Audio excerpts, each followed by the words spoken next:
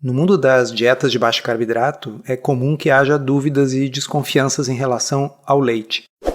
Leite é inflamatório? Leite de caixinha não é leite, dizem. Leite não é low carb? Precisamos falar sobre o leite.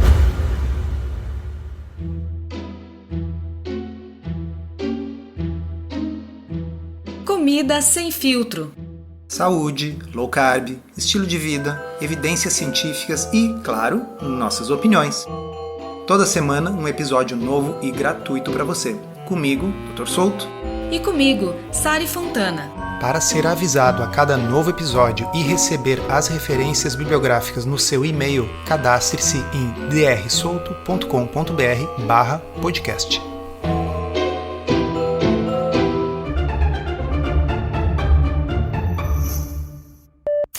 Algumas vezes vocês já nos ouviram falar aqui sobre ovos com o seguinte comentário: o ovo é praticamente um multivitamínico natural, porque tudo o que precisa para gerar um novo frango está contido dentro daquele ovo. Então ele é extremamente rico em proteínas, em nutrientes, em vitaminas, em minerais.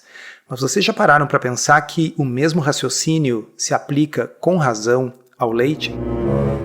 Porque afinal ele é uma solução gerada pela evolução nos mamíferos para servir de alimentação exclusiva na primeira infância, o que no caso do ser humano frequentemente se estende a mais de um ano.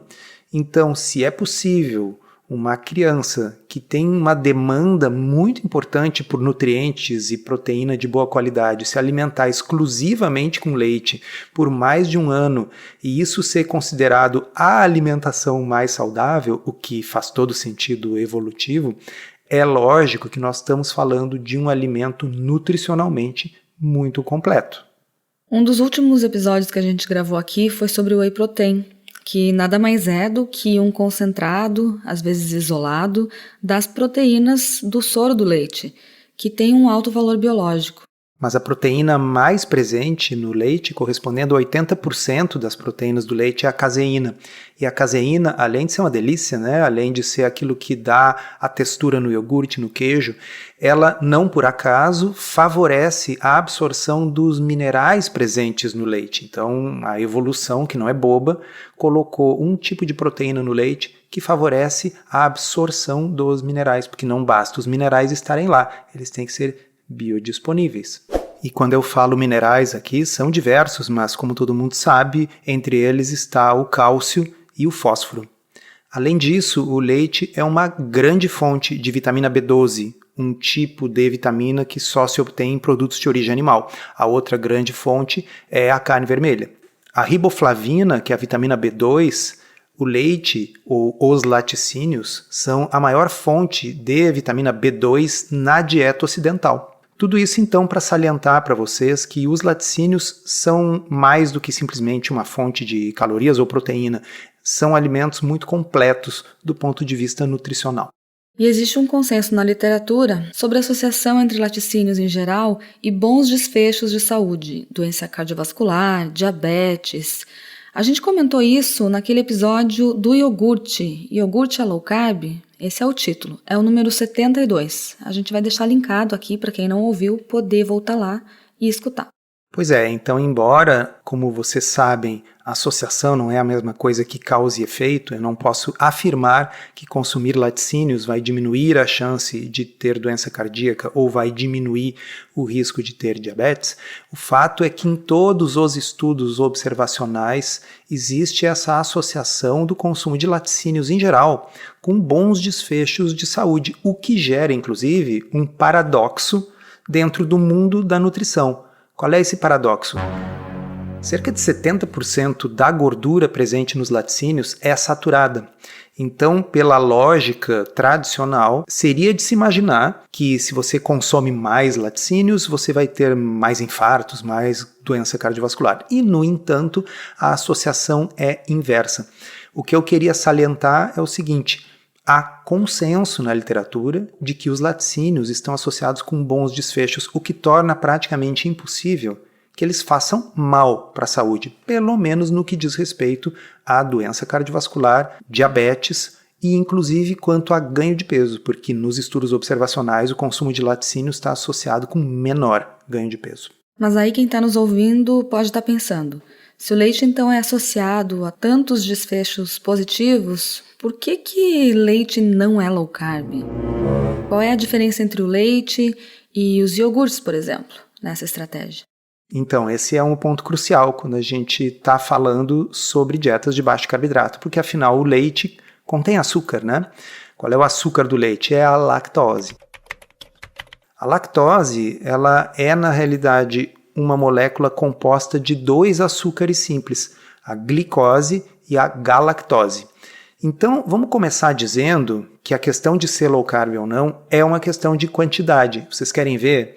Por exemplo, se vocês comprarem um salame e olharem os ingredientes, o açúcar vai estar lá. Mas o salame entra numa dieta low carb, porque a quantidade de açúcar é mínima. Quantos aqui que estão nos ouvindo consomem um chocolatinho amargo depois da refeição? Ele tem açúcar. Mesmo um chocolate 85% ou 90%, ele tem açúcar. Só que a quantidade é proporcionalmente pequena. Pois bem, o leite tem açúcar, mas esse açúcar corresponde a cerca de 5% do leite. Então não é como se o leite fosse equivalente a um suco de uva. Ele tem um pouco de carboidrato. E desses 5%, metade é glicose e metade é galactose, tá certo? E a galactose, pessoal, não tem impacto glicêmico. Então vamos simplificar isso dizendo o seguinte, se eu tiver um copo de 200 ml de leite, ele terá cerca de 10 a 12 gramas de lactose, de açúcar. Mas desses 10 a 12 gramas, só a metade vai ter impacto glicêmico, que é a glicose.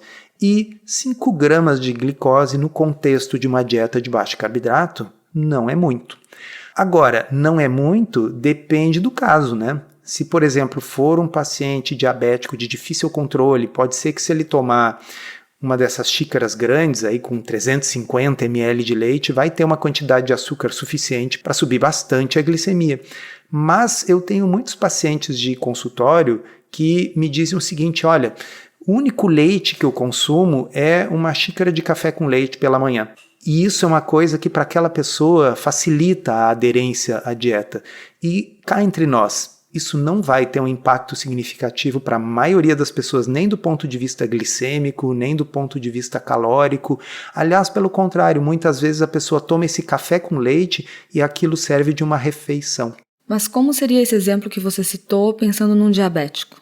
Pois é, como eu disse, então, se é um paciente diabético, ele vai ter que medir o impacto da glicemia e certamente não seria adequado ser um copão de 350 ml. Mas sabe o que? Às vezes aquela xícara padrão que tem cerca de 200 ml quando está cheia, se a gente botar metade com café preto, completar outra metade com leite, nós vamos estar falando talvez de 2,5 gramas de glicose ali. E isso provavelmente não elevaria a glicose nem mesmo de um diabético de mais difícil controle. Então a ideia é, o leite ele pode ser baixo em carboidrato dependendo das quantidades, mas ele não é uma coisa que precisa ser completamente proscrita de uma dieta low carb e certamente não daqueles casos em que a dieta não precisa ser tão restritiva. Lembrando que os laticínios fermentados como iogurte, queijos, eles vão conter ainda menos carboidrato porque eles passaram pelo processo de fermentação que consome parcial ou até às vezes totalmente a lactose. Bom, mas a maioria de nós não vive numa fazenda e não tem acesso ao chamado leite cru. E aí tem por aí uma história de que o leite de caixinha, que é o que a maioria de nós vai consumir, não é leite. Qual é a verdade ou a ausência de verdade nisso aí, Sari? Existem várias fake news sobre os leites industrializados, processados. Eu já vi gente até com medo da caixinha, porque dura muitos meses, tem uma estabilidade longa e não precisa de geladeira. Mas o que acontece com esse tipo de leite UHT, que significa, essa é uma sigla em inglês, né? Que significa Ultra High Temperature, ultra alta temperatura. É simplesmente um tratamento térmico que promove a esterilização desse leite. Então, primeiro ele é homogeneizado, então ele é passado por uma temperatura de 130 a 145 graus por um tempo muito curto, de 2 a 4 segundos. Logo em seguida, esse leite é resfriado a uma temperatura inferior a 32 graus.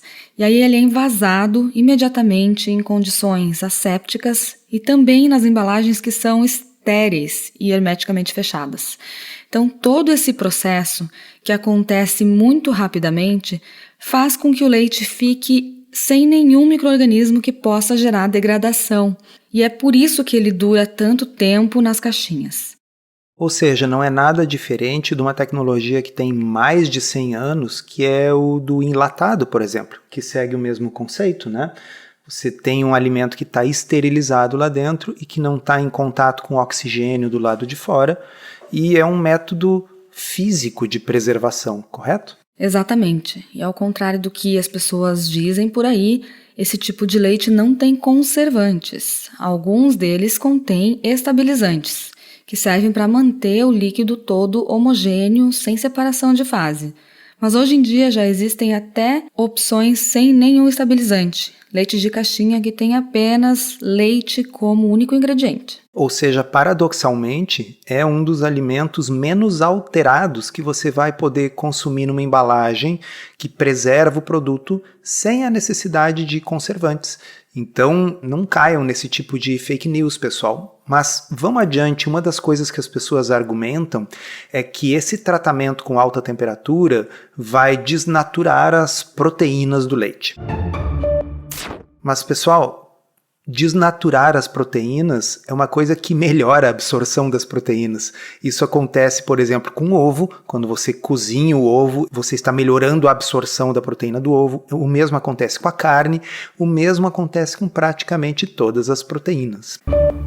Se você quer aprender a fazer low carb de um jeito certo, que funciona e sem loucuras, considere se inscrever no Podcurso. É um curso todo em áudio, em que a gente responde de forma prática as 50 principais dúvidas sobre o assunto. São mais de 25 horas de conteúdo para você ouvir quando quiser, com a gente e convidados especiais. Você pode conhecer os detalhes acessando drsolto.com.br/podcurso. Então, em vez de piorar a digestibilidade, esse processo aumenta a digestibilidade do leite. Perfeito. Outra coisa que o pessoal argumenta é o seguinte: mas o leite é cheio de enzimas e se você tratá-lo com calor, você vai desnaturar essas enzimas. Mas essas enzimas, elas não são úteis para nós seres humanos. E sabe qual é uma outra coisa que desnatura enzimas? A acidez do estômago. Então, as enzimas, pessoal, elas são proteínas. E nós não vamos absorver as proteínas intactas do bovino para dentro da nossa corrente sanguínea. Essas proteínas, assim como todas as outras proteínas, vão ser degradadas no nosso trato gastrointestinal e serão absorvidas como aminoácidos. Tem um outro mito que corre por aí, é que os leites de caixinha contêm soda cáustica e formol. Na verdade, quando isso acontece, isso significa uma adulteração.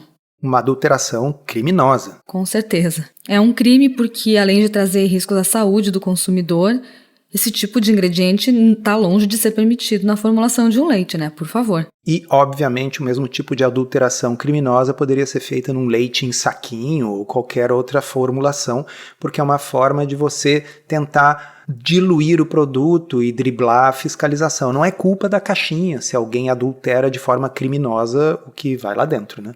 Eu lembrei de uma outra superstição, vamos dizer assim, que as pessoas comentam por aí. Sabe aqueles quadradinhos coloridos que tem na parte inferior da caixinha de leite? Já viu isso? Já. Então, as pessoas dizem que isso quer dizer que o leite foi reprocessado pela indústria e que voltou para a prateleira, coisas assim. Nossa, quanta besteira. Para mim aquilo ali é só as cores presentes na embalagem. Na verdade, aquelas barrinhas coloridas que às vezes estão lá no fundo da caixinha, elas existem por causa de um teste de cores para garantir a qualidade da impressão das embalagens. Então é só isso, tá? Essa impressão é feita nas empresas que fazem a produção da embalagem e não tem absolutamente nada a ver com o produto que está armazenado ali. A galera gosta de uma teoria de conspiração, né? Pelo amor de Deus. Pessoal, vocês querem uma prova bem simples de que o leite de caixinha é leite? Dá para fazer iogurte em casa com ele. Ou seja, as bactérias boas, os lactobacilos que você acrescenta no leite, proliferam ali, consomem a lactose, produzem iogurte, tá? É leite, simplesmente é leite conservado de outra forma e a gente não precisa ter esse medo atávico da modernidade. Outra coisa que se diz por aí é que o leite UHT perde as propriedades das vitaminas por causa dessa alta temperatura. Bom, isso até tem um quê de verdade, mas isso vale para várias outras coisas. Vocês querem um exemplo? Se vocês consumirem um molho de tomate, e não importa se ele é um molho de tomate, uma passata cujo ingrediente é apenas tomate que você está comprando no supermercado, ou se é um molho que você fez em casa, o aquecimento vai destruir boa parte da vitamina C que está presente ali. Mas você não é obrigado a consumir exclusivamente o tomate na forma de molho, e o tomate não é a única fonte de vitamina C da sua dieta. Então o mesmo se aplica ao leite. Se você é um lactente, um bebê que vive exclusivamente de aleitamento materno, sim, seria um problema fazer o tratamento UHT do leite materno para dar para o bebê, e por isso que não se faz. Agora, para adultos que estão consumindo laticínios ou leite, bom, se a pessoa precisa de vitamina C, ela pode tomar uma limonada, comer um brócolis, comer um tomate, comer um pimentão, tá certo? Nós não vivemos exclusivamente de leite. E para o resto das vitaminas, além da C, existe uma pequena diminuição, mas ela é tão pequena que ela não é nutricionalmente relevante. Então, se por um lado é verdade que se perdem algumas vitaminas, por outro lado, a perda é pequena. Mas tem uma coisa que as pessoas relatam que eu acho que é verdade, viu, sobre o leite. Não só acho, mas existem estudos que demonstram isso. Sabe aquele gostinho meio alterado? Tem gente que diz que é um gosto de cozido. Isso pode ser verdade por causa dessa alta temperatura que é empregada no processo UHT. Só que com o desenvolvimento da tecnologia e o aperfeiçoamento dessas técnicas, as alterações sensoriais do leite UHT também vêm sendo reduzidas ao longo dos últimos anos.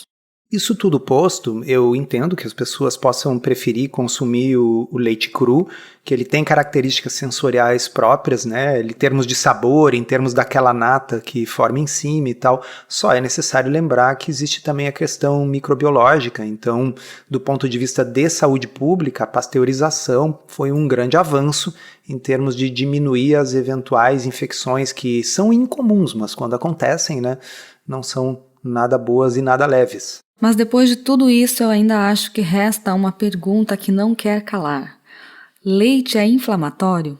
Isso é uma coisa que se ouve muito, e eu mesmo já acreditei um pouco nessa história da época em que a dieta paleo, a dieta paleolítica estava mais na moda. Porque o argumento da paleo, como vocês devem saber, é o seguinte: o ser humano está adaptado àquilo com o que ele evoluiu. E, bom, claro, todo ser humano é mamífero e já consumiu leite, mas consumia leite apenas na primeira infância e apenas leite materno. Então, poderia, dentro desse pensamento, haver problemas com o consumo do leite de outra espécie como adulto. Mas é importante lembrar que esse tipo de especulação serve para levantar hipóteses. Isso não serve para a gente tirar conclusões. E aí a gente tem que fazer o quê? Se basear na literatura. Então, uma das coisas que normalmente se diz, e neste caso é verdade, é que o consumo de laticínios pode estar associado com o aumento de acne, de espinhas. Bom, para quem tem problema de acne, realmente tem vários estudos mostrando que o consumo de laticínios pode agravar a situação. E um dos mecanismos é a presença de IGF-1 no leite. O IGF-1 é um fator de crescimento semelhante à insulina, que nós, seres humanos, temos também, e é uma das poucas coisas que está presente no leite que é absorvido intacto e é biologicamente ativo. Então, não porque o leite é inflamatório em todos os aspectos, mas especificamente no que tange a acne, tem que às vezes cuidar os laticínios. A gente gravou um episódio bônus, um extra, no podcurso com a doutora Juliana Bosa, que é dermatologista, e ela explicou lá direitinho esses efeitos na saúde da pele. Então, se você está lá no podcurso, não deixe de conferir esse episódio. Bom, e quanto à questão mais ampla de o leite ser inflamatório? A literatura, pessoal, ela é meio confusa nesse sentido. A preponderância dos estudos não mostra um efeito inflamatório do leite, e inclusive tem uma meta-análise de 15 ensaios clínicos randomizados que não encontraram nenhum efeito pró-inflamatório do consumo de leite ou de laticínios em adultos saudáveis, ou em adultos com sobrepeso, obesidade, ou diabetes tipo 2, ou síndrome metabólica. E, ao contrário, essa revisão sistemática percebeu que o consumo de laticínios estava associado com um fraco efeito anti-inflamatório nessas pessoas, que, vamos combinar, compõem a maioria da população. Isso posto, claro, nós temos pessoas que têm intolerância verdadeira, até alergia à proteína do leite. Nós temos as pessoas com intolerância à lactose, é uma coisa bastante comum. E certamente, se alguma pessoa se sente melhor não consumindo laticínios, eles não são essenciais para a nossa saúde, exceto na primeira infância. Depois disso é uma coisa opcional. A ideia aqui não é convencer quem não consome laticínios a começar a consumi-los. A ideia é tentar tirar um pouco o medo exagerado e desnecessário e desfazer alguns desses grandes mitos que rondam esse assunto. Esse episódio foi roteirizado e produzido por nós. E se você gostou, aproveita para divulgar, encaminhe para os amigos e se inscreva para não perder os próximos episódios. As informações contidas neste podcast são apenas para fins informativos e podem não ser apropriadas ou aplicáveis às suas circunstâncias individuais. Este podcast não fornece aconselhamento médico ou profissional e não substitui a consulta com um médico e ou nutricionista. Não use este podcast para diagnóstico ou tratamento médico. Qualquer sugestão é apenas uma recomendação geral, que não é específica para qualquer pessoa ou doença em particular.